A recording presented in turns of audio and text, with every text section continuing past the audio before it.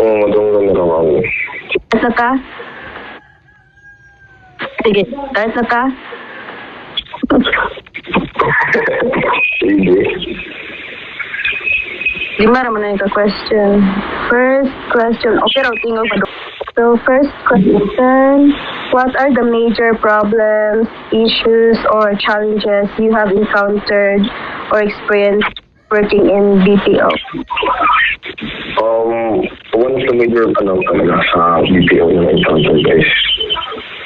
Parang ang client ba is taasan nila ang ilang ang ilang standards na po. For example, ang last fiscal ay 2 lines.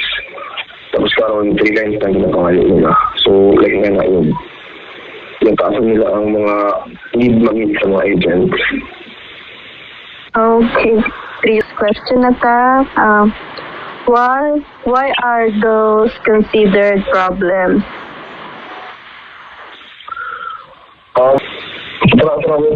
Yung sa mga considered problems po sa industry na sa BPO is number one is health problems kay di ba binarbe ang apel mo.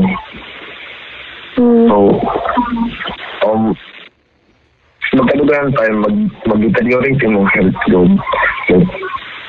So paano yung immune system ba mahina. Next is ang pressure. It can affect your mental health. Okay? Di ba nag-work ka before, di ba? So, how did those problems affect you?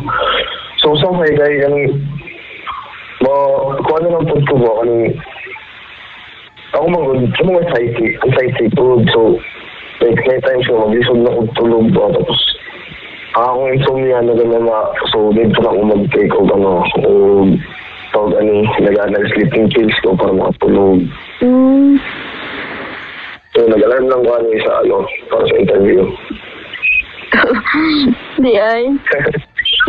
Oo. Okay, ako kay... So, sorry.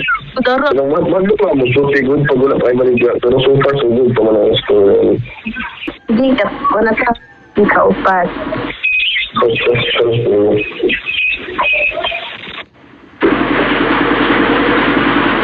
How did you address all those problems? So first sa ilang pangayo ang akong walang kay ayaw ka ulo pag-ask of help ba if dili na makaya. Okay. Ikaw naman pag nag-please of if dili tanan problem na sarili ko na for example sa workplace na mga supervisors sabi nga dili na yung mahandle. Always stop there for help. So, dugay na ka. Di lang yung mapakuan. Pwede pa kabalo.